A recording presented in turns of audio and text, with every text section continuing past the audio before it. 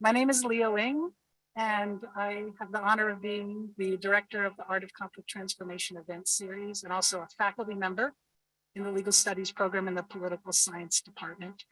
And it is my pleasure to welcome so many people in this room and also online from all across the country and all across the world. So hello, Belfast, Derry, Armagh, Coe Island, Utah, et cetera, et cetera. Thank you for being here and spending some time with us today. I'm going to do a little bit of an introduction since this is the first of 5 of our events this spring. I'm going to talk a little bit about the event series itself, and then I'm going to have the pleasure of introducing our keynote speaker, Carr.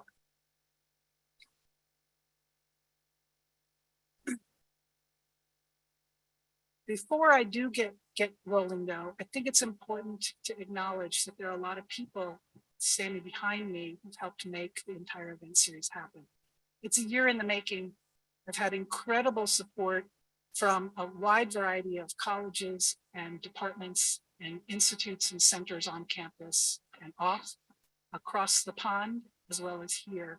And the sponsors are listed here, and you'll see them again after when we have a reception. But I wanted to name several entities in particular that were responsible for co-organizing with me. The chancellor has been incredibly generous.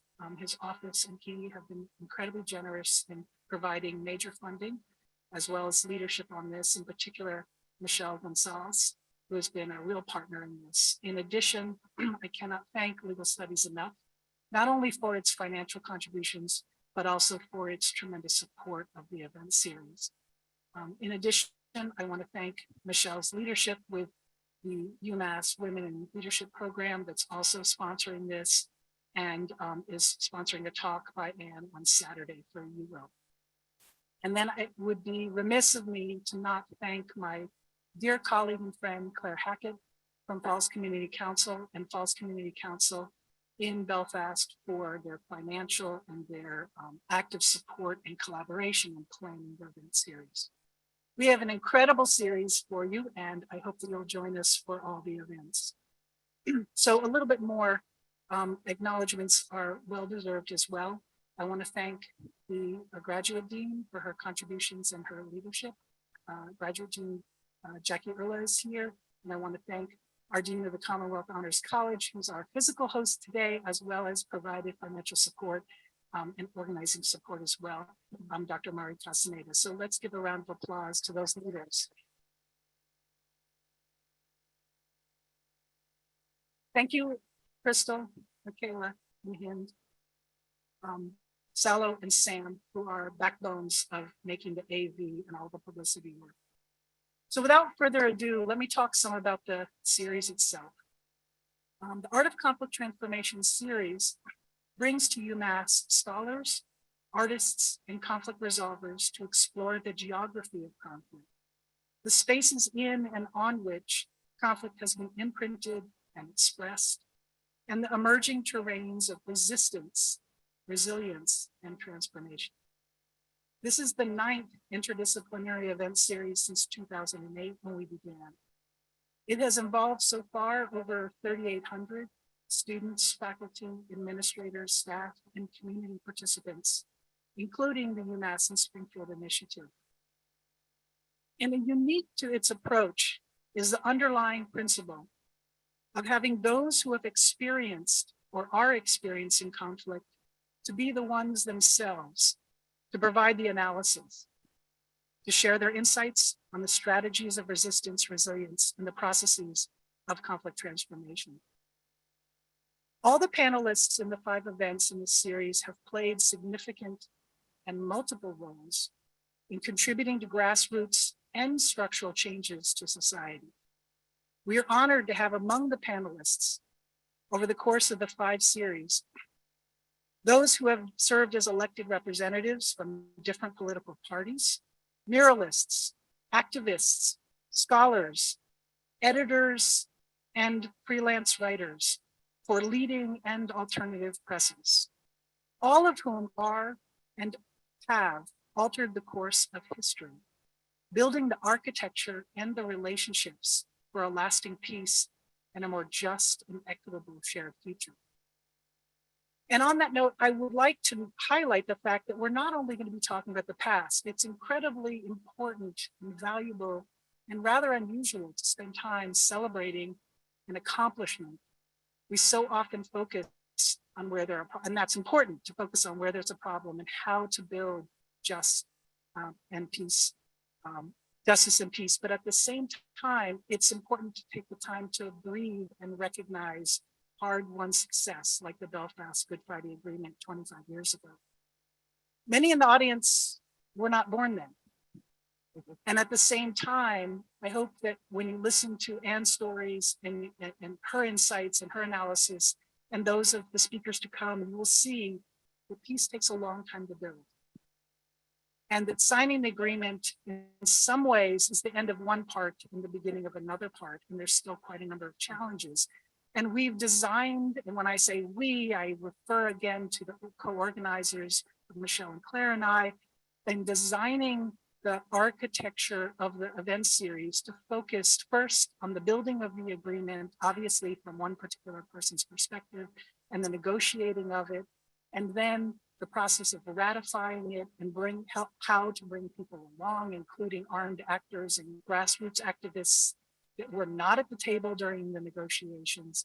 And then moving on to look at both some successes as well as aspects of the agreement that have yet to be implemented or started to get implemented and then petered out, shall we say, and other aspects that are yet to be fulfilled. Not only that, but there are also issues, and I think that Anne's going to speak to that today, that were not included in the agreement, that are part of the legacy of the conflict that are still rooted in society. So there's a lot that we can learn from people who are transforming their own society.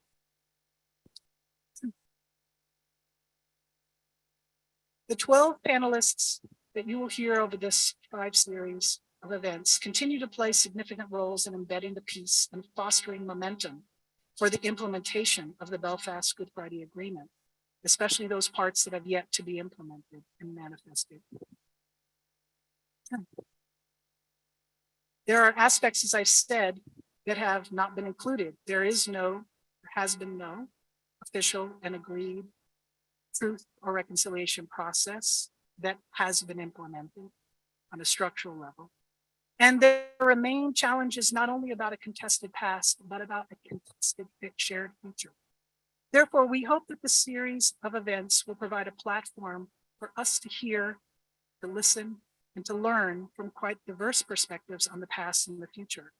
And I want to also note one of the things I hope and I believe may be unique about the series is that we have given free rein to the panelists. We didn't ask them to begin at the same point in time and talk about the same topics, because conflict begins and ends in different places based on your perspective and the way you're situated in society. So we're not looking for symmetry. We're looking for real stories about the ways people define what needs to be addressed or the successes that they've achieved together. We're lucky to have panelists with tremendous insight who are courageous change makers. Before I turn to introduce Anne, I just want to say one more thing. If you can join us again, all 5 series of events in the series are being held online. There's one other in-person event, well, also online, but it's in person, and it's actually on the date of the 25th anniversary, which is April 10th. And for those of you on campus, you know we have a mural in the campus center. It was painted by leading Republican and leading loyalist muralist Danny DeVenny and Mark Irvine, along with the UMass community. And the ideas in the mural were born of UMass students' ideas. And so we hope that you'll come. The chancellor is going to rededicate that mural, and Danny and Mark will join us online. It should be exciting. We hope that you'll join us for that in-person event. For those who can only join online, you will be able to do so as well. So now let us turn to one of those courageous change makers, Anne Carr. Like so many that we're going to hear from in this series, her tremendous contribution to building a just and shared society over decades, both before and after the agreement was signed, has been undertaken despite great personal risk. And her work has often been hidden from public view, and yet it's been deeply impactful and enduring. Anne was the first elected representative to the Northern Ireland Coalition political party and served on their team during the peace negotiations that achieved the historic 1998 British-Irish Belfast or Good Friday Agreement. A leading dialogue facilitator, she has worked across divided communities, doing grassroots peace building and empowerment work since the 1980s, challenging violence, promoting inclusive and resilient neighborhoods, and empowering women as peace builders. During the conflict, she co-founded and served on the Board of Governors of Northern Ireland's first integrated school that's located outside of Belfast. And today, Anne continues her work on embedding the peace through its Peace Process According to Women project of Community Dialogue. Community Dialogue is a cross-community organization she co-founded before the Peace Accord. As Anne speaks about it, about the peace process according to women, she's going to describe, I think, some of the ways in which it engages grassroots women in dialogue to better understand the agreement itself. And since it was ratified by referendum, both in the North and in the South, she highlights through her work in community dialogue the promises that members of the community made to each other in developing a just and equitable society where grassroots voices are central to decision-making at all levels. Anne is a recipient of the Northern Ireland Community Relations Award for Outstanding Achievement in the field of community relations, and was recently appointed by the British and the Irish governments to the board of the International Fund for Ireland. It is my honor and pleasure to welcome Anne Carr.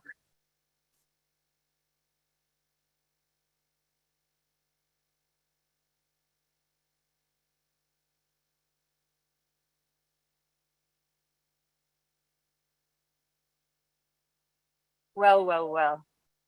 Power to the people. If you see my poster, that's what you see. You see me wherever I can. And because I'm an actor as well, because I just love to be in creative spaces with people. And I see this as a creative space because universities are very much creative spaces. And, you know, it's just such a delight to be here with you.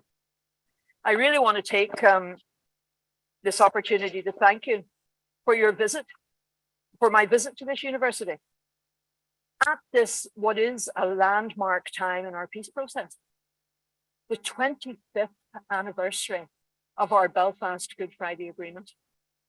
You know, I'm looking at Catherine here, and Catherine and I were involved way before then in so many processes to help. Yeah, stand up, Catherine. Yeah, Catherine Shannon. And it's so lovely to see her here again today. But when I see Catherine, and I'm sure you're the same, Catherine, we're back there. We're back there in those hard times. And we're back there in those violent times. And that agreement, despite everything else, you know, that people will talk about and say, oh, it has failed or whatever, there is no way it failed. It has actually brought peace into a society that, you know, people thought there was never, ever going to be a way out of the violence that we were experiencing. And yes, 25 years ago, on the 10th of April, 1998, that agreement changed everything. We have a lot still to do. And as Leah said, peace comes dropping slow. But that achievement for a new generation of young people was absolutely crucial.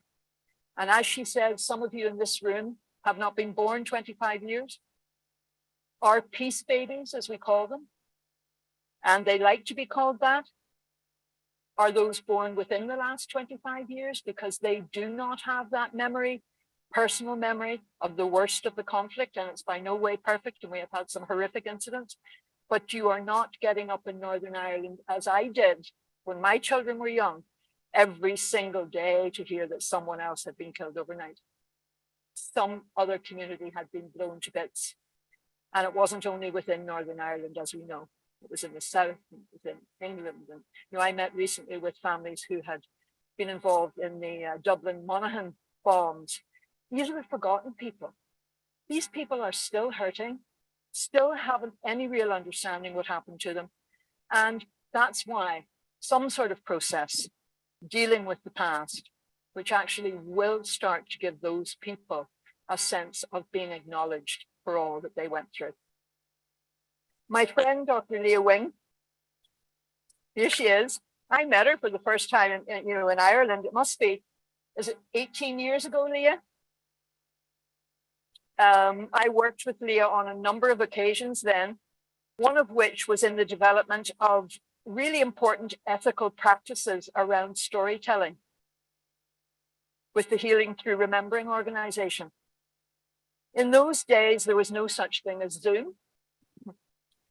So as we sat around a table in Belfast, a landline telephone, do you know what that is? One of the old big ones where you was set in the middle of the table. Leah phoned in from the States and listened and made her contributions via the phone. Only women would be so ingenious, and it was wonderful because it meant we didn't have to travel. And she was crucial to that. You know, we all have skills and we all have different skills, and every one of them is extremely important. But to Leah, I say thank you for that, because it's really, really important when you're looking at, you know, you're taking someone's story and taking it to a different place, and it needs to be done in a very ethical way and in a way that they understand and know where their story is being taken and told. So it was around all of that. So another thank you to the Chancellor's Deputy Chief of Staff, the Director of the UMass Women into Leadership Program, Michelle Gonsalves, and we had an opportunity to meet last night. And I look forward to meeting with her and her new group of students later in the week as well. I wanted to thank the Legal Studies Department here at UMass, because yesterday, some of them are here, we had lunch and a real sharing of some of my experiences and hearing from them what they're doing in this wonderful university and their hopes and dreams for the future too. And all of that is so important. And also Women for UMass Amherst for all of their support. Thank you, thank you, thank you is all I can say. Leah already mentioned Claire Hackett in the Falls Community Council. And Claire is on Zoom with us today from Belfast. And I know that she has helped Leah tremendously in the design of the Art in Conflict Transformation series, which we are actually kicking off with this event today. And Claire also, like the rest of us, has been around doing this intensive work on the ground with communities really in such distress at times, and feeling that they had nowhere to turn, but Claire would have been with them. She's one of those women that has been there with so many people in their time of stress and helping them to see that, yes, together we can move forward. Different communities from right across the community, it doesn't matter where. Grassroots community is where her heart is, and she has done such tremendous work there. So I feel this event is like the cutting the ribbon moment. Because we are going to have the Zoom series, that follow after this over the April anniversary of the agreement. And that will really give an opportunity to drill down into the many issues that we are still grappling with today. And I know that the rededication of that mural, as Leah mentioned, is going to be a very big day and an important event, because it is on the actual date, the 25th anniversary of the agreement.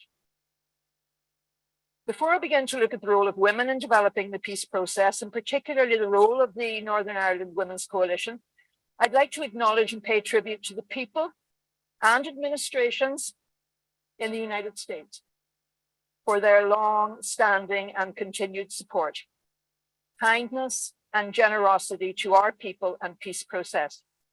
In so many ways and for so many years, they have been a constant in helping us as we tried to navigate our way through some of the most horrendous times, as I said, but also in sticking with us through thick and thin. And it hasn't been easy, and yet they were always there.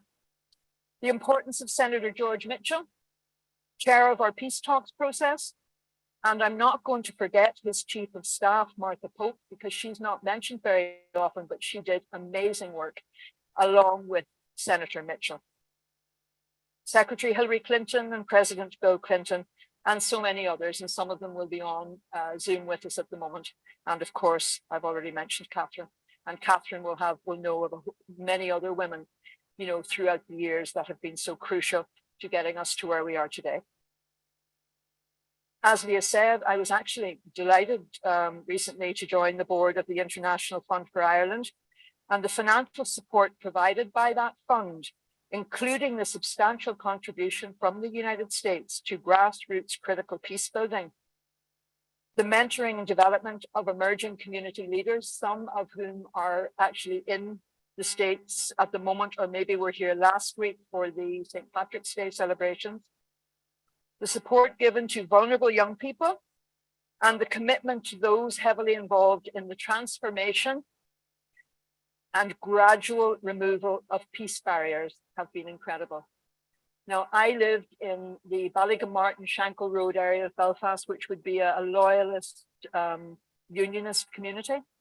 And I saw 40 years ago those barriers going up. And in the past couple of months, it was absolutely wonderful to see one of those barriers opened for daytime hours, because communities are still very, very fragile, still hurting, still fearful. But one of them that opened very near the, an interface between nationalist and loyalist area of West Belfast. And that only happens when communities have the confidence to know that they can survive well and not be fearful of those that lived across the wall. There is no such thing as somebody just coming in and saying, right, peace, take the walls down. If you're one of those families that lives on either side of that wall was there for a reason. We still have a lot of division in Northern Ireland. Families are still fearful. But what I do know, because there's another wall going to come down soon as well in the area that I lived in, is that when the time is right and the trust between those communities has been built, those people take the walls down themselves. And when that happens, you know that they've built the sort of peaceful relationships that means they will never need that wall again. The Department of Foreign Affairs and Reconciliation Fund as well have been wonderful over the years to Northern Ireland, and of course our friends in the European Union. We have just been so grateful. And I was just talking to Catherine about the building of peace, and Leah said it as well. It might be 25 years after the agreement, but it's really the beginning for so many people. 25 years is nothing. Trauma, they say, lasts 7 generations. So we have our first generation coming up, and hopefully the next generation will feel more safe and resilient in their own places, but it's a long, long journey. So now to the theme of my address today. Negotiating and implementing the Belfast Good Friday Agreement and the role of the Northern Ireland Women's Coalition. Well. Where do we start is what I would say. But yesterday, having tea with Chancellor Subaswamy, he was curious to know how the Women's Coalition had managed to garner the support of so many women to vote for them in the election that was called, and it was a list system election where parties were going to be elected, which was very different from the normal electoral system, because what we needed was to make sure that the broadest range of people from society and all different communities were around the table. Just to have the normal type of election wouldn't have achieved that, because in particular, we needed to get some of the loyalist community representatives at the table. So they designed the list system so that people would get out and vote for a party, and the top 10 parties would get to the peace talks. Now, we knew, because women being the women they are, that with that idea of that type of election, there was a possibility that we might be able to get 2 women to the peace talks. And the women had been doing the work for years. Women had been keeping societies together for years. So it was really, really important that if there was an opportunity, that we took it.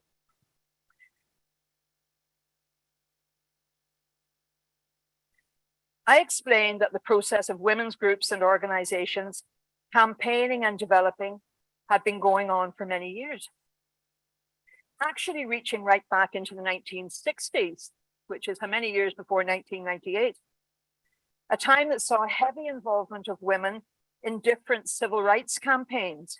1967 saw the establishment of the Northern Ireland Civil Rights Association that campaigned against all forms of discrimination and had members from across the community.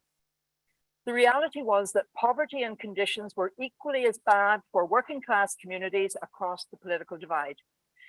So tensions were already high when violence broke out in 1969, and the reality of death and destruction and the mayhem that followed, including the introduction of internment in August 1971, saw women beginning to represent men who were absent from their homes, from their communities, as fathers and grandfathers of children and young people. And women were the ones who had to do so much of the hard lifting in those violent and fear-filled days. And they worked together, supporting one another across the ever-growing number of peace walls and barriers that I talked about. And I think even to this day, there are more than 100. And if you visit Belfast and go to the peace wall that separates the Shankill and Falls Road to a nationalist and a unionist community, people actually are shocked to see the size and the length of this wall 25 years after the agreement. Women's Information Group, who I worked with way back in the 1980s and actually worked with on the peace process according to women workshops that we organized in recent times. They started to organize monthly meetings between community venues, between women, and held them in community venues in both nationalist Republican areas and unionist loyalist areas. So that's across the community divide.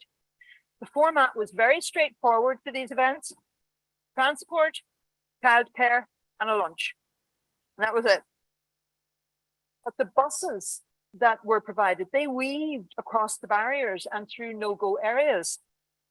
A topic of mutual interest was decided on by the women themselves, and they listened, learned, shared, and kept their relationships alive during the toughest time. As one of the women involved at the time said, "We don't think of the risks because there are always tragedies, always catastrophes. Why would you stop? We were all living with the same heartbreak." I remember when I started to work for the peace building organization, Women Together, in 1990, I marveled at the number of and varied nature of women's groups and networks all over Northern Ireland. Very small rural communities were providing computer classes, community development and community relations training, and providing childcare facilities so that marginalized women could take part. Women's centers were emerging in areas of larger population, and these became the safe spaces. These became the safe spaces that people could actually meet in, because outside you really couldn't. But in areas like the Falls, the Falls Road, where the Falls Women's Centre opened in 1982, and the Shankill Women's Centre on the other side of the wall opened in 1985, they were the first, and then many others followed, which gave opportunities for women from many deprived areas to keep coming together. You know, that's the reality of it. It certainly wasn't easy, but they wanted to hear one another, to keep their relationships alive. And now those centers are still not only surviving, but thriving and still working with women and new generations and the many people that come from different countries around the world now and are making Northern Ireland their home, when they do amazing work. But it was in those difficult and horrendously dangerous 1980s that the women movement, as it has been known before then, really became a sector. Because of the electoral system chosen by government to ensure inclusive representation at the peace talks that followed the ceasefires, which actually happened in 1994, a very savvy group of women saw opportunity. I mentioned opportunity before, and when you see it, when you get an opportunity, you take it. They saw opportunity staring at them in the face. So now I'm heading to the big room in the Ulster People's College in Belfast, an amazing community education centre at the time, where I was one of the women who went along to talk about the possibility of getting 2 women to the peace talks. The room was packed with women of all ages and backgrounds, some with their children or grandchildren on their knees. A really exciting opportunity was emerging, and the homework done by a small group of determined women meant that they were telling us that if we came together, if we organized well, if we campaigned together, we, a group of women, community women, could form a new political coalition and get 2 women to the official multi-party talks table. The only 2 women, as it turned out. But anyway, we'll talk more about that later. No more campaigning from the sidelines. No more failed promises of change. No more nonsense. As I don't know if you've heard of May Blood, but we lost May Blood this year, and she used to say, we're taking no more nonsense. 2 women from across our political divides at the mains talk table as equal partners. And we had 6 weeks to do it. We had no money, no material resources, but we had a belief and a fire in our bellies that peaceful change can happen. If women get involved, it does happen. The Women's Coalition was unique as it was able to draw support from those women that I was talking about in groups and networks across Northern Ireland. But it also brought together women active in the trade union movement, as May Blood, as I said, had been. And they were good negotiators. They were good and used to negotiating at all levels. We had academics, health service workers, teachers, youth workers, and students, and volunteers that came across from the United States and were with us throughout this process. Such an amazing range of voices, skills, and lived experiences. We knew that violence had really narrowed politics in Northern Ireland, and everything was so focused on the constitutional question. It was mentioned that we're still a contested society, whether we remain part of the United Kingdom or whether a United Ireland comes about. But there were so many important issues that had simply fallen off the agenda. The everyday social and economic issues, the rights issues, the bread and butter core problems blighting so many lives as war raged. So we needed to carve out a position for ourselves quickly. So we thought about what we could do that would be different. And we launched our manifesto with a family gathering. We often used open top buses and brought our kids along to wave from them. We were a coalition of women. We were different. We were not the usual sort of political party. We were out to change the status quo at a very crucial time in all our lives, and our leadership and determination to get a new message across was powerful. If every other political party was fixated on the border, we were not. There were so many important issues to campaign on, and we were going to get to that table and bring every shade of diversity with us, important, valued, and visible. And we did. So our manifesto, we'd never written a manifesto, so it was very simple.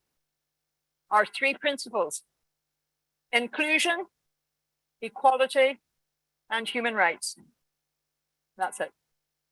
Everything we did, contributed to, spoke about, was rooted in these 3 values. Change and a peace agreement worth anything demanded no less. When some horrific violence took place during the talks process, as it did, and Sinn Féin and one of the loyalist groupings were excluded from the talks for a time, we knew we had to organize meetings with them outside the official talks process because we had to keep them involved. They would eventually come back in, and we had to keep them bought in to this process because it was too important to do anything else. And it was hard. And when in 1997, some of the prisoners were starting to go against the talks, we kept the lines of communication open. Through telephone conversation, some of our members went and visited the prison. Inclusivity meant just that. We were so clear for the need to keep all voices engaged. As I said, we decided that if we made it to the multi-party talks with 2 seats, we wanted to select 2 women who reflected our broad base. So we chose Monica McWilliams, a university professor who was over in Washington the last couple of weeks talking just like I am about this, all this important process. She was a university professor, and then we decided, and with, I think it was May Blood actually suggested, Pearl Sager, a community worker from a grassroots loyalist background, and it worked brilliantly. From day one, we did things differently. We had 2 representatives at the talks, yes, but we had a multitude of supporting women. We had specialists in the law, human rights, equality, social justice, and importantly, women from across all of society, steeped in the realities of lived experience and desperate to take this opportunity, desperate to end the violence of 30 bloody years and build something very new, very inclusive, very fair, and in honor of all who had died, been horrifically injured, have been forced from their homes, used and abused by too many for too many years. One big opportunity, and that was it. And collectively, we grabbed it with both hands and from day one made our presence felt. One of the trademarks of the Women's Coalition in the negotiations that followed was their ability to cross all political boundaries, work with everyone, listen intently, and seek solutions to problems that arose.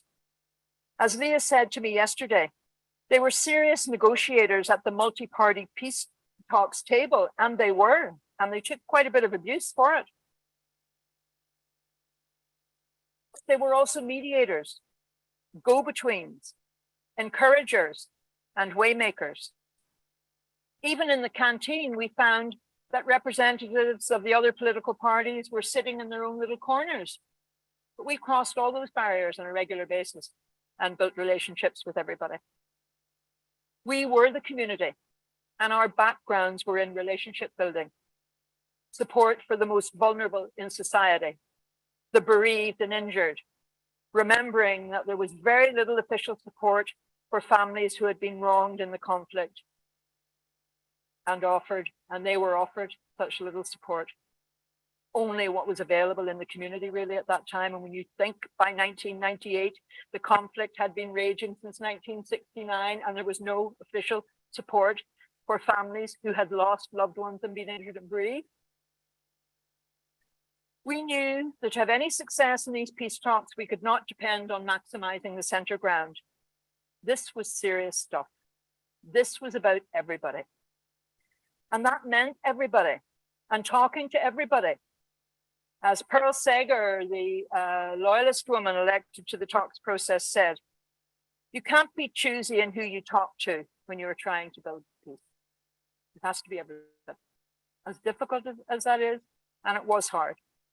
So within our group were people who had lost loved ones, been damaged in so many ways, and we know the damage of war and conflict. And yet, we knew inclusivity, if we wanted a peace agreement, was crucial. And we were prepared to take big risks and support one another in doing so. And so the hard work began. So we decided that our best strategy was to build relations, as I said, with every political grouping and really drill down into their needs and what their bottom lines were, moving forward. We could then use that intelligence to carve out possible ways forward on all of the very difficult and contentious issues and find the common ground and work creatively to ensure that everyone was getting enough from the negotiations and enough to sell back into their communities to ensure that we could move forward collectively and did not see too many leave the negotiations, although the threats to do so were often high and required intensive collaboration and working through. And who better to do that than a group of determined women? Our community meetings with our wider cross-community base were also crucial in all of this. We were having peace talks outside the peace talks because it was so crucial that we did. We met in the Ulster People's College, for instance, that I've mentioned. On Saturday mornings, we had creche facilities for our children. My youngest son was only 10 when all of this was going on, and he was often with me when we were there. And from our broad base of members, we could get a really good sense of what was possible. And understanding also, and it's really important that you know the red lines, you know the bottom lines, you know what wouldn't be accepted, whether it was from a staunchly Republican community or loyalist community, from the most hurt and traumatized by the conflict, from a security background, police families, etc. We had a unique insight into the lives of real people And with that in mind, came up with the ideas and possibilities that everyone could in some sense buy into. And that is so important. Peace building is always about the art of possible, the sequencing of potential change so that no one grouping feels that they're taking all the pain, that the crucial compromises required to move forward together were balanced across the divides, that no one section of society giving too much, and at the same time knowing that no matter how difficult a lot of this was, we were together in ending the violent conflict and building the sort of peaceful relationships that we also desperately wanted. My friend and colleague Byron Bland, who is a former associate director of Stanford University's Center for Conflict Resolution, and who we visited in Women Together and brought many bereaved families and ex-combatants, etc., to visit over the years, said recently in a piece that he has written, agreements do not lead to peaceful relationships. Peaceful relationships lead to agreements. So when our representatives went into the official talks process, they already had a good idea of what was going to push the buttons of certain political representatives with very divided views. What was not going to be possible, but importantly, where the wriggle room was. We also stuck with the forum process, which was another process government had set up, which was really about getting people together to develop a little bit of understanding amongst one another alongside the talks. Now, the Women's Coalition stuck with that, but that's where they took a lot of the abuse. It was an unofficial process. Senator Mitchell would never have accepted the abuse that the Women's Coalition got in that forum process. But of course they were told to get home, go home to the kitchen and go home and breed for Ulster and all that sort of stuff. And they responded by singing Dolly Parton's "Stand By My Man," "Stand By Your Man," isn't that it? Yeah. And they had outside the door, they had an insult board. So they wrote the insult of the week on it every week. And some of them would have gone by and said, you can't really say that. It's the fact that you say these things because it's just your behavior, but you don't actually realize sometimes what you said. That was the sort of stuff we did. And it was important to do that because you needed to keep things light. This was serious, serious stuff. We were involved in it intensely. Remember, went on for 2 years. George Mitchell said it was 700 bad days and one good day was the signing of the agreement. In 1997, I had been elected as the first local councillor for the Women's Coalition. We decided we wanted to broaden our base in the middle of everything else that was going on.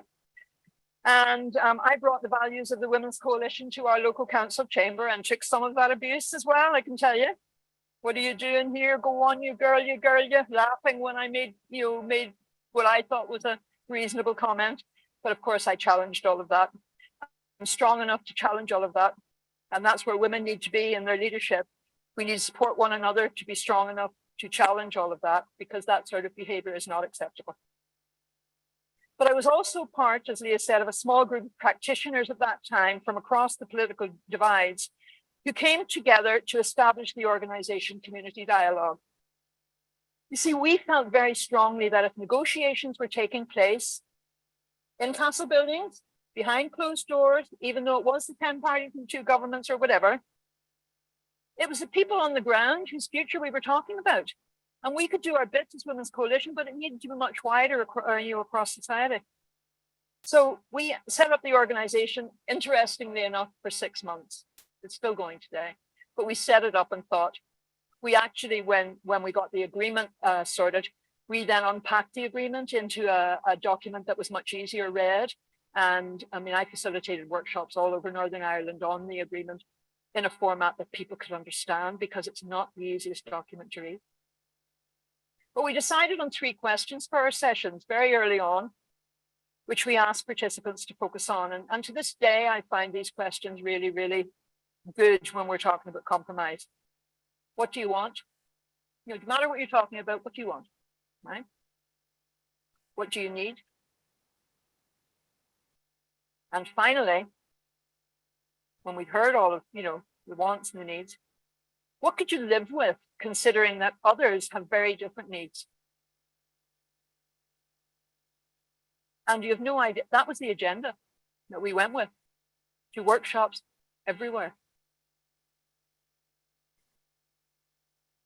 these were some of the peace talks going on in communities, and it was more than community dialogue. We had so many peace and reconciliation groups, as well as the women's organizations, who were working so hard throughout this time.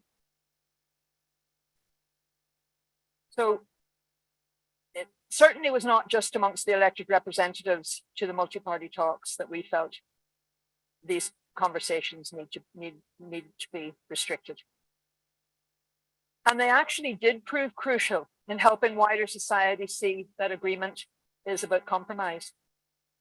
No one would get everything they needed, but with consistent and heartfelt unpacking of the most intractable issues, just maybe we could find a way forward that gave every section of our society enough. That's what we get from compromise, enough. So as part of my daily life, I was organizing and facilitating these conversations, at the same time taking the ideas and suggestions from those conversations to our representatives in the formal talks process. So it was being widened all the time. And the Women's Coalition were wonderful at collating all of that information and really then bringing it to the talks table. And they had great strengths in the fields of equality, human rights, social justice, tackling sectarianism and division, supporting the victims and survivors of the conflict. But what was also special was that where we didn't have the answers, we didn't think twice about going out and asking people who had expertise in the areas that we didn't understand. We weren't good in economics in areas of justice and policing, for instance. We didn't have a huge manifesto. We didn't have a huge number of policies. What we needed was people who could help us work through the issues that we were dealing with and put together an agreement that actually meant something. And the main political parties just didn't do that. We were open to all of that help and support, but we were also, very, very focused on ensuring that best practice was central to anything we put our stamp on. So it is without doubt that the bravery and commitment of the Women's Coalition, all the members and friends, and our two chosen representatives had helped lay the foundation for a peace agreement and a future where politics, not the bomb and the bullet, and civic engagement, rooted in inclusion of all voices, was possible. And if we could make it happen, became a beacon of hope for the world. Because what we did in achieving the Good Friday Agreement has become a beacon of hope for the world. And it's included all around the world when women come together in areas of conflict. And so many of our women now go out to areas of conflict and share their experiences and what worked for them and help women in other countries to make sure that they're at those tables too. If there's a table anywhere, a decision-making or policy table that a woman is not at, get the chair, bring a folding chair with you and sit down. Absolutely. And we also need to ensure that the men sitting at that table are asking, where is the diversity? Where are the women? And women often, when they go to a table, they bring all the other new areas of diversity with them.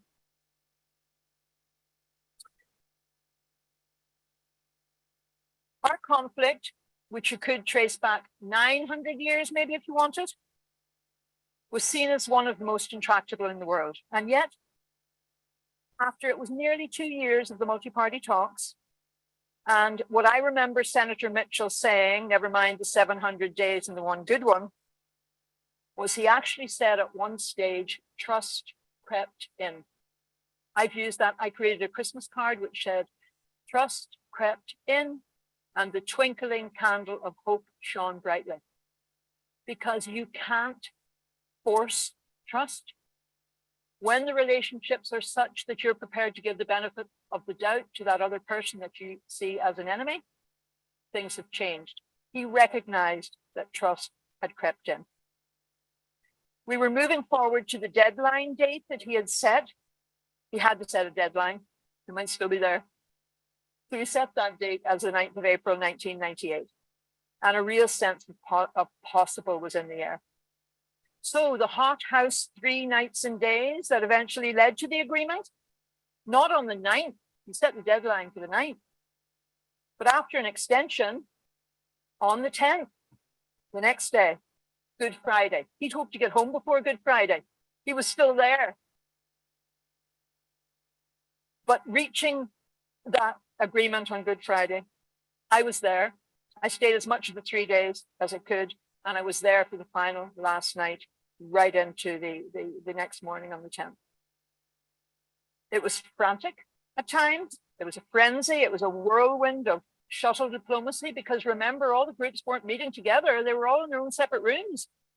So it was the go-betweens that were going, around taking a paper here and getting an amendment and taking it somewhere else. So it really was quite unbelievable.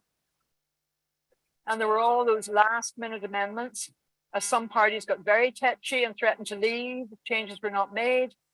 And a growing press pack was housed in the car park outside of Castle Building. I think this is in the Parliament Buildings estate in Belfast.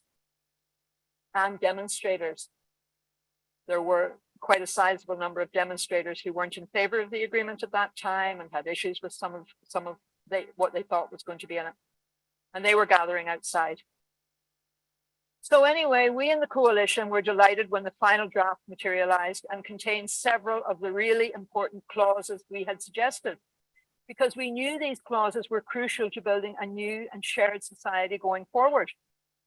Clauses about human rights, equity, integrated education and mixed housing, tackling social injustice and division, the importance of women at all levels of public and political life, support for the thousands of victims and survivors of the conflict, reconciliation, and crucial as we saw it, and Catherine and I have talked about that as soon as we met, a civic forum as a vehicle to continue the day-to-day involvement of communities and interest groups on the ground and create that real sense of participative democracy so absent in the horrendous years of violence, and so crucial if we were to develop the understanding of one another across all those divides as we piece together a new and shared society after years of lethal violence pulling it apart.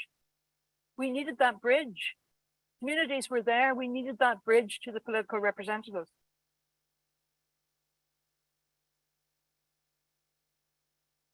I'll never forget that day, 10th of April, standing amongst, people had come in from everywhere. It wasn't just the political representatives by this time.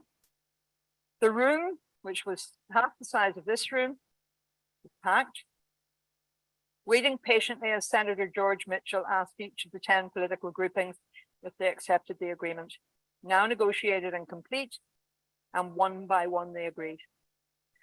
I looked around me, and I have a wonderful photograph actually that Jane Morris gave me recently. She was one of the Women's Coalition representatives, and I only got it this year after 24 years, and it's of me standing, and it's a sea of men around me, but it really is quite a special photograph.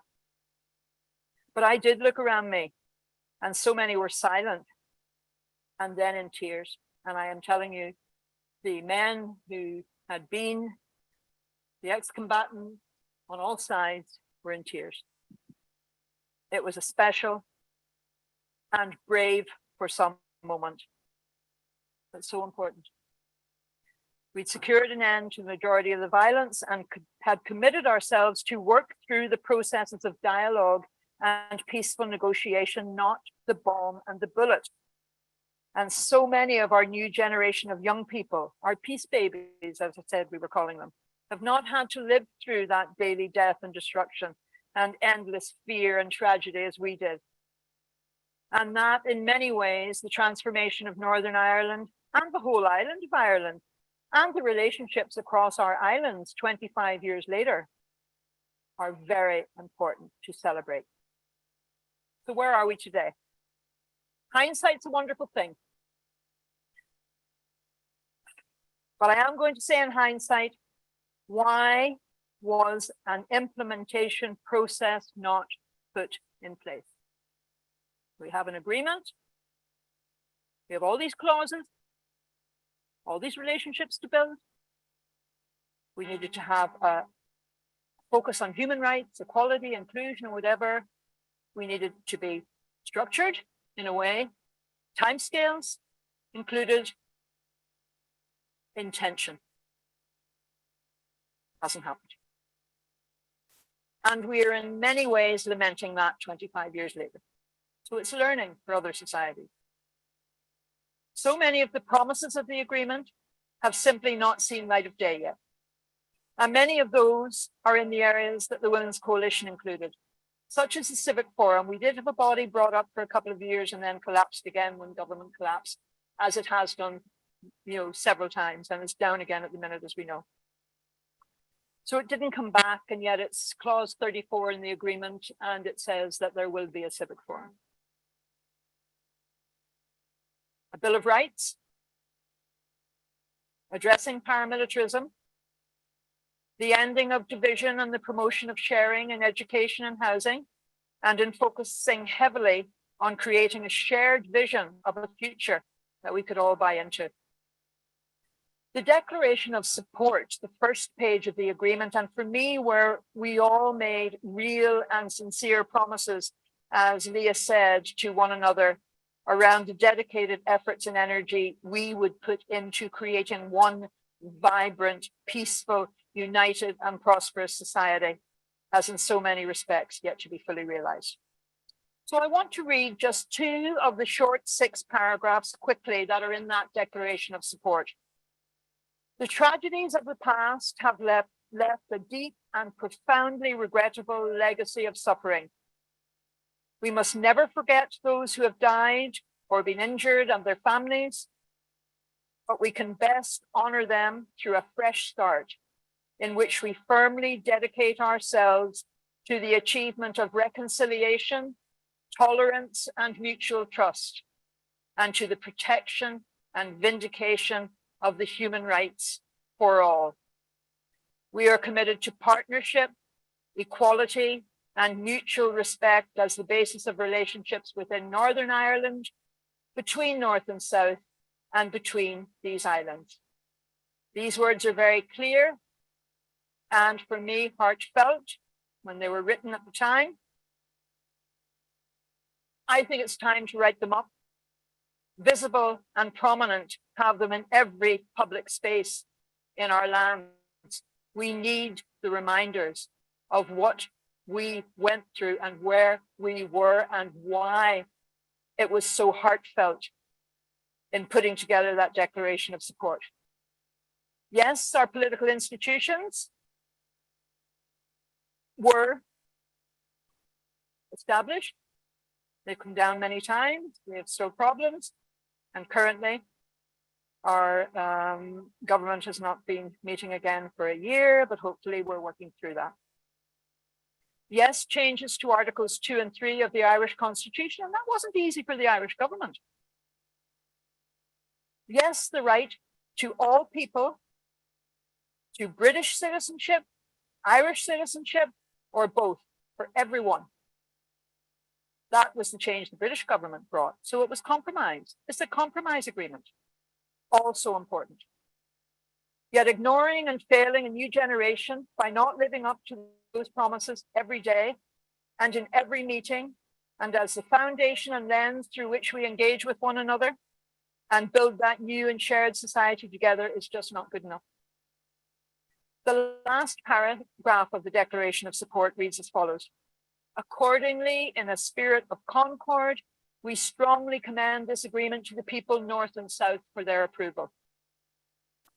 And at a referendum on the 22nd of May, 1998, we followed this request and voted overwhelmingly North and South for our agreement, our people's agreement. I remember well the hope in the air. Young people, just like the young people here, came home from universities in Scotland and Dublin and England to make sure they could put their tick at the yes box. My youngest son, as I said, was 10 years old. He came with me, proudly putting his tick in the yes box. He's 34 today. It's so important that this celebration of peace, a quarter of a century later, that we celebrate the end of the violent, brutal conflict, and we celebrate the transformation of so much of our society, North and South, and celebrate the lives of so many people alive today because of our agreement. But we need to call a spade a spade. Our young people, our peace babies, and our generations not yet born deserve more. So what we have now, and it's really galvanizing support, is a new call to action. It's in the air. I can feel it. When I'm in Northern Ireland, I can feel it. It's happening. So the time now is to dedicate ourselves to the next 25 years and what is becoming known now as the unfinished business of peace and reconciliation. And we have a wonderful new generation of emerging leaders, many of them women, following in the steps of groupings like the Women's Coalition, and they are demanding better. Some of them are calling for a full implementation plan to be prepared 25 years later, nothing less, a peace plan, a review body to be established to bring our agreement into 2023, because it's 25 years later. We need to amend and change and bring it to life for today and tomorrow and get it fit for purpose for the next 25 years. And they're tired waiting for the civic forum to be established and are actually making great inroads into making this happen themselves. I, for one, am excited. I feel a new dedication to change in the air. 90% segregation of housing and 93% segregation of education is just not an option in 2023. And many communities still live in fear, as there has not been a proper demobilization of paramilitary organizations to date. As our friends in the John and Pat Hume Foundation said at a recent and amazing peace summit that I was at, and speaking as I did about the role of Momolam, we are reminded that peace and reconciliation require ongoing action and change. Time to recommit and realize the promises we made to one another, and together give life and light to the opportunity this historic anniversary gives us. Thank you for listening. I really hope that in this address I've helped our students and friends here in UMass Amherst understand a little better how we moved as a society for such deadly violent conflict, and we have all suffered. So many people have suffered so much. How we moved as a society from all of that violent conflict to relative peace, and also understand that peace does come dropping slow. The series of Zoom events coming up will be so important in unpacking some of the issues I have just briefly mentioned. And I certainly look forward to joining you on Zoom for those sessions too. Thank you all so much.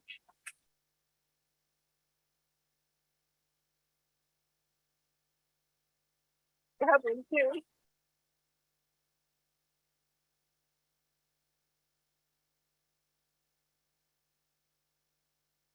It matters, everybody, it matters. Throw it to the people.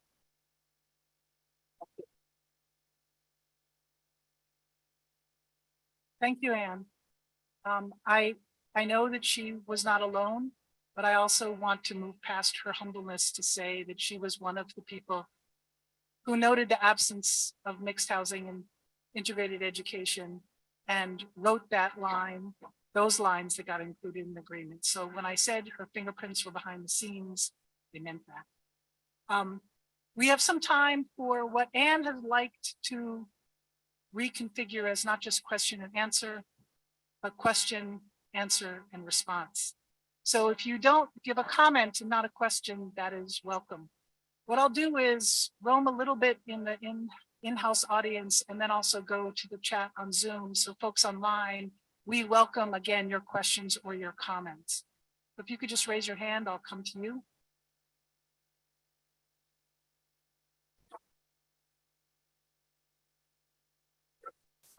What do you think about the continuing existence of paramilitary organizations and the transition of some of them into criminality? Yes, it is an issue. And it's very interesting that just a couple of weeks ago, the Secretary of State has announced the possibility of establishing a process to ensure that demobilization of paramilitary organizations actually happens. We do have a panel who meet regularly at the moment, and they have been doing very intensive work for a couple of years now. 25 years after, it's a new generation. And as you say, a lot of it now is criminal gangs posing as, and maybe using the idea that we have, you know, paramilitary organizations before the peace agreement. So there's a big issue. We did some work with Steve Stedman of Stanford University, who's done a lot of research into the implementation of peace agreements. He actually came across to Northern Ireland when we were working through ours, because his research does not include Northern Ireland. But one of the 5 top issues that you must deal with in a peace agreement is the demobilization of paramilitary organizations. There is still recruitment.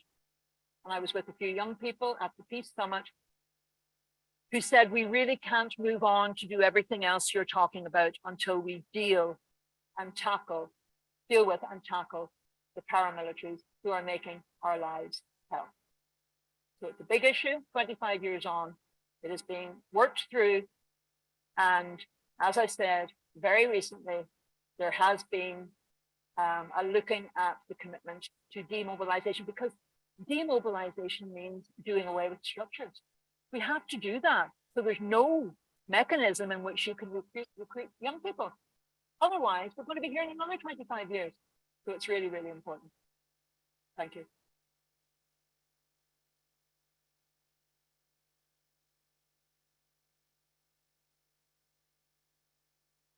First of all, thank you very much for being here. Can you speak at all to how the history of the conflict is taught in the integrated schools? I will do. I was actually just thinking earlier on today, because I know that Leah runs a class in the Irish peace process. And I thought to myself, wouldn't that be wonderful if that was in every school in Northern Ireland, the south of Ireland, and the United Kingdom as whole, because there are 3 strands to our agreement. Integrated schools, which I helped establish, decided very early on that they were not going to leave any of these issues outside the classroom. So they worked very hard to develop understanding around the history, because I went to a state secondary school. I didn't learn any Irish history. I mean, I was only there till I was 15, and I knew some of the names of the kings and queens of England. That was it. You know, there was no process in our schools to learn Irish history. There was Irish history in the Catholic schools, but the integrated school movement, which is growing, you know, rapidly at the moment, and it's so wonderful to see, because it's still all driven by parents. You know, we started school in 1985. I went along to a meeting, as I do, the same as I went to the one in the Women's Coalition. Then I was what, 33, because there was a small group going to establish try to establish a primary school where I lived in Newcastle, County Down, because I was in a mixed marriage, which is another issue. We had to find somewhere safe to live, and it certainly wasn't easy. I mean, I could talk for another few hours around all of that. But we decided very early that we would, the curriculum would be about dealing with the issues that we as a society were dealing with every day, and our children needed to know their history. They needed to know, but taught in a way that didn't demonize anybody. We also brought in world religion. And from day one, even in our primary school, we celebrated Chinese New Year, Diwali, way back in 1985, 86. So that we could help our children understand that it's much broader than what they were experiencing in Northern Ireland. We set up Shimla College next door, and Shimla College created the first alliance of LGBT young people ever in Northern Ireland. They led the way, seriously, in addressing so many of the issues which were dividing, you know, our people and our communities, and helping young people to understand. So in integrated schools, there is an ongoing journey of learning. And that's what we need in every school.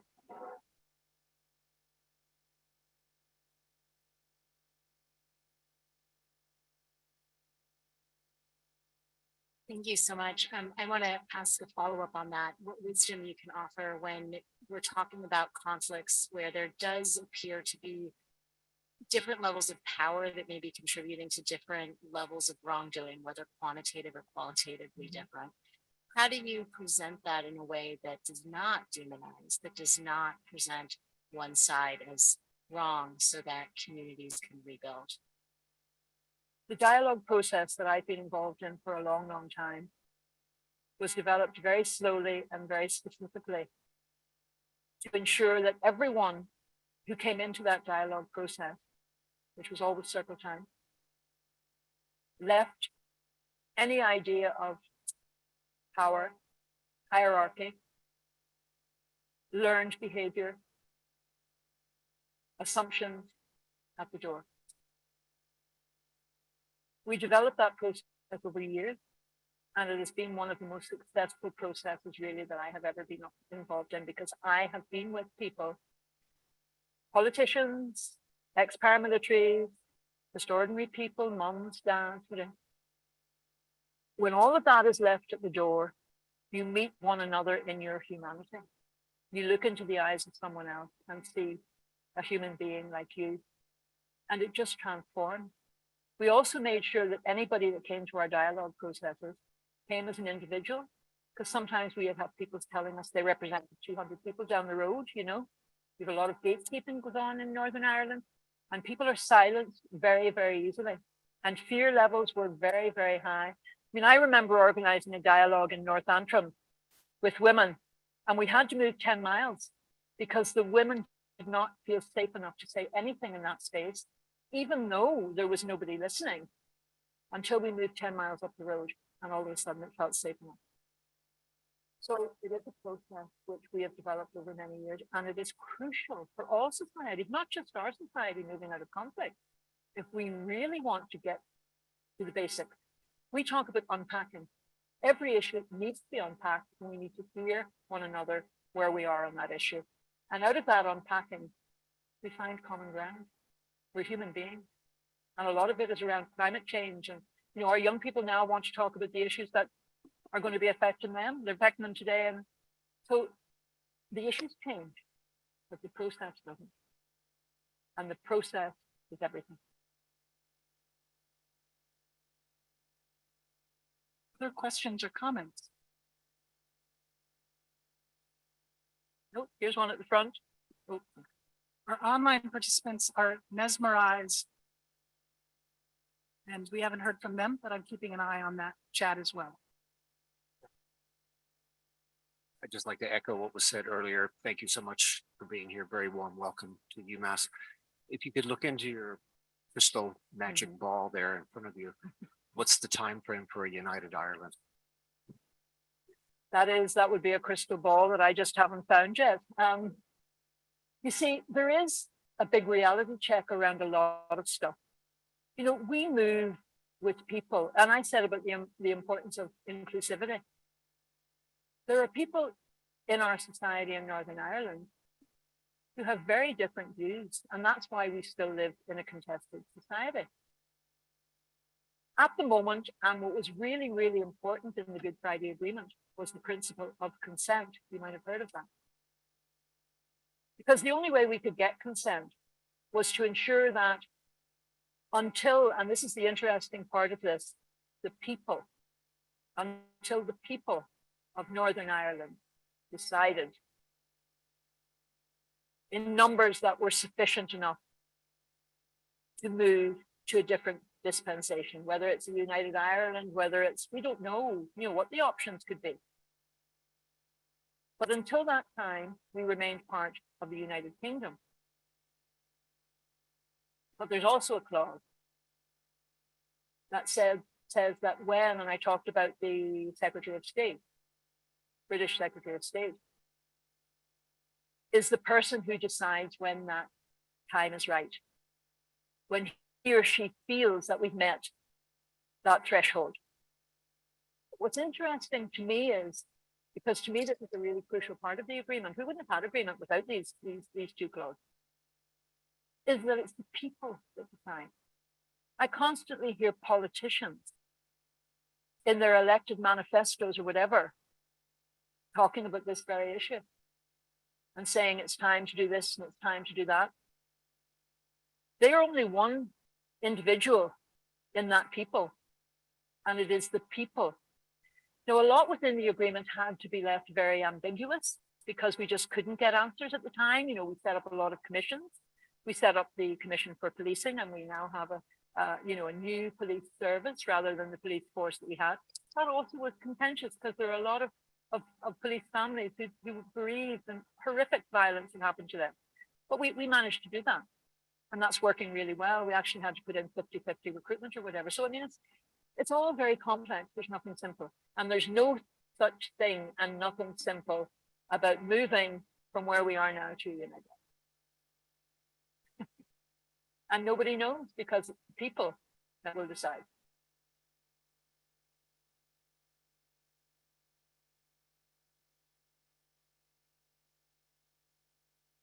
Thanks. And I just want to piggyback on when you spoke earlier of people living on each side of the wall and that example of a piece of it that came down when there was that readiness and trust.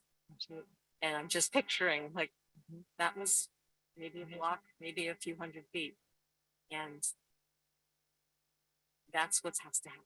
Is what you're describing. It's not that image came to me as you were saying that. And that's it. And I mean, I am just, because I'm now working with the International Fund for Ireland, and you know, we couldn't exist without the support from the United States. It's been absolutely amazing for 40 years now. But we had a presentation from a cross-community group who are involved in doing just that.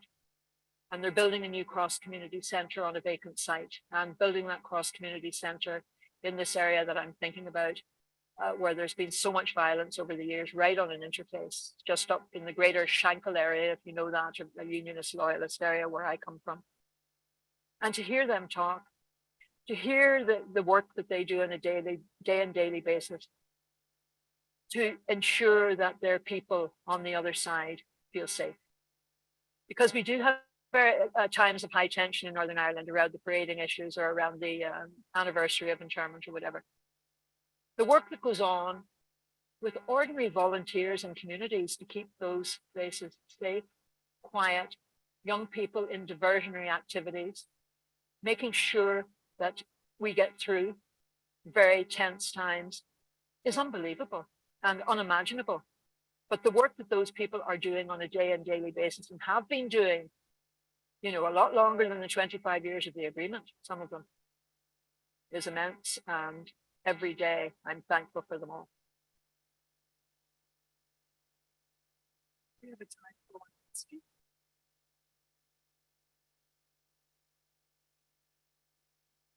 Thank you. This was so interesting to hear from you. I'm more familiar with the Basque situation.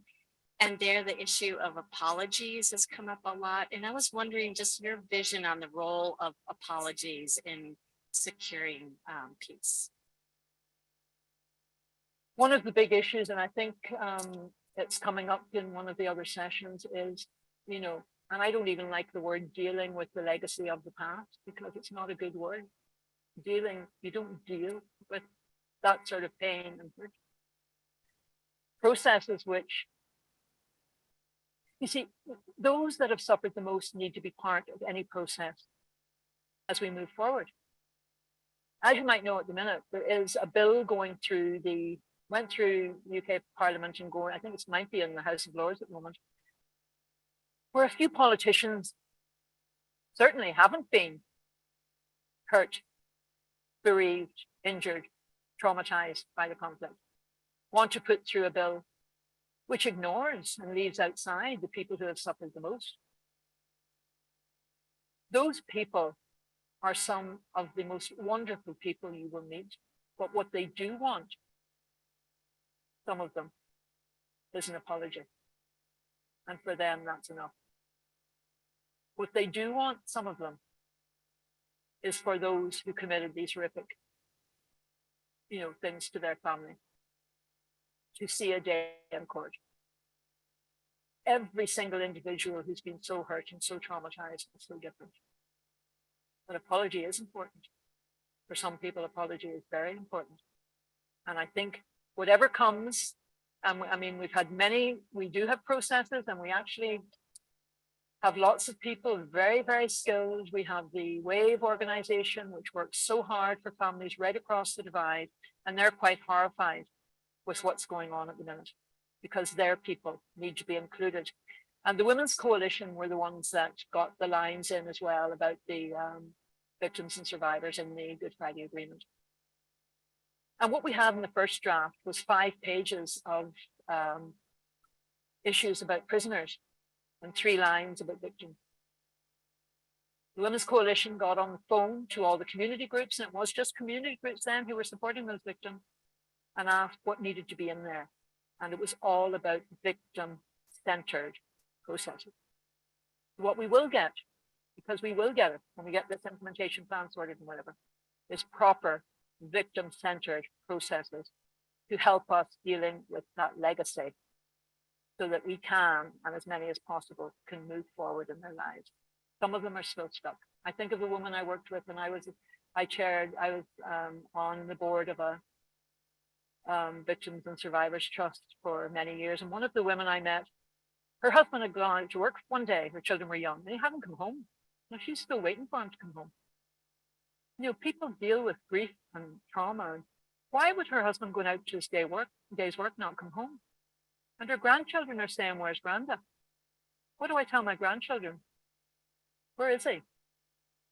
You know, it is really, really important that each and every individual is honored for what they have been through and is given an opportunity to move forward in a way that suits them best. But it's always victim-centered. So the art of conflict transformation is meant to be concrete and also a metaphor, material and also a metaphor. And you brought us some art. I wonder if you want to talk a little bit about it. I brought this little piece with me because I have to hold my microphone up now, it's falling. Anyway, I still, over the past year, I've retired half a dozen times, but as I said to Catherine, it's lifelong work, isn't it, Catherine? It's lifelong work. So at the 20th anniversary of the agreement, I suddenly had a moment.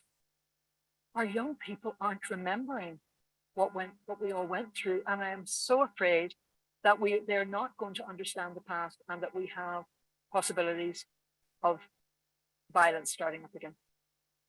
So I came up with just these words come into my head, and I'm going to share them with you now because it relates to this art piece. Now listen, guys, it's women here, and we're not about to disappear. We've lived those troubles through thick and thin, worn those t-shirts. They're in the bin. Years of worry, fear and pain, bloodied streets and bullet rain. We packed those boxes prison bound, fed the kids on just a few pounds, cried with mothers, felled through grief, hugging headstones in disbelief.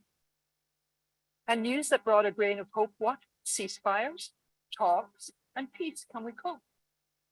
We know the price of hatred dread. So agreement, what is it it said? Equality is fair and just, not more for you and less for us. A civic forum, we'd have a voice, and those in power would hear our choice. Poverty's ills attacked head on, discrimination making sure it's gone, integration, homes and schools, parity of esteem, the golden rule. Now 25, it was 29 years, has whittled away. That big white house is mothballed and grey. A new generation of mums and dads are scratching their head and going mad. Where is this peace the promise made to work together, not to fade? It seems to us the time has come for women strong to raise it some. We want what's best for one and all. Our kids to prosper, not to fall victim to some drug-fueled lord where suicide becomes the sword. So what we want is peace, not war. And women to be at the fore, to mediate and plan and care and rid the streets of all nightmares, to shift and shake and shape and meet each other fairly. So let's go get informed, empowered, and ready. Is it our turn yet? Oh, yes, it is. Is it our turn yet? Oh, yes, it is. Is it our turn yet? Oh, yes, it is. And that artwork came out of that. And so I went across to women's groups, organized the whole pilot process of the peace processing according to women. And we had conversations about the past, intergenerational, so young people could hear the stories. And and I call that a wrap. So the wrap was reflection, T-shirts on the line of what had happened, acknowledgement, the RA, of where we are now, what has changed, the importance of all that, and then the push for progress. So what you see here, just like, because when our political parties agreed to the agreement, they pushed a button. That's how they agreed. There was a button on the table. There's the button. And these are all the fingerprints of the women who pushed the button in that wee pilot process. And the buttons, when we talked about the past and the reflection, the women chose buttons and shared the important things in their life today. Their children, their grandchildren, their hopes for the future. So every one of those buttons represents one of, some of that. The acknowledgement, the branch is the spirit of our agreement. So what we have is some blossom with some fully formed flowers. And we have some over here that have either fallen off or haven't actually got onto that branch yet. And that is how art and simple craft work can help people share and talk. So that's our conversation piece. And when we have workshops in the peace process according to women, that goes down in the center of the floor. So it has been a wonderful experience for me to actually take this little idea I had in my head and that rap that I wrote, and I have everybody shifting, shaping, shaping. I can tell you, shifting, shaping, shaping, shifting, shaping, shaping. At the same time.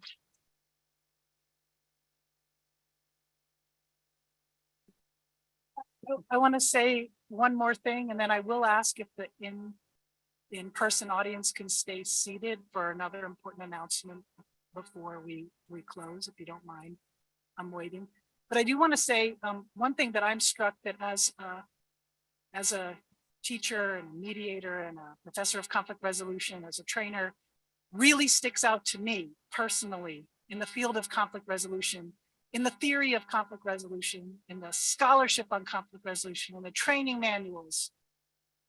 We too often, if not virtually always, separate who the interveners are, who the mediators are, from the parties in conflict.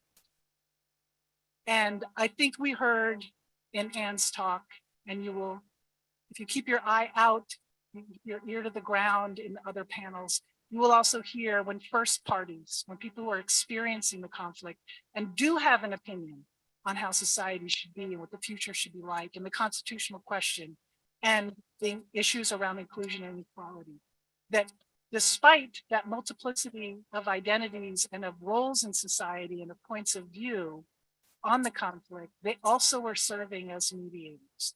And I think that's an enormous contribution that I want to highlight here because it's virtually absent from the literature. And it exists because it's working. So again, I would say, if you wouldn't mind staying seated just for a moment after we're done, can I just ask everyone online and everyone here to help me thank Anne Carr for all of her work on peace building and for coming so far by ferry and train and plane from Scotland to Belfast to Dublin to Boston to Amherst.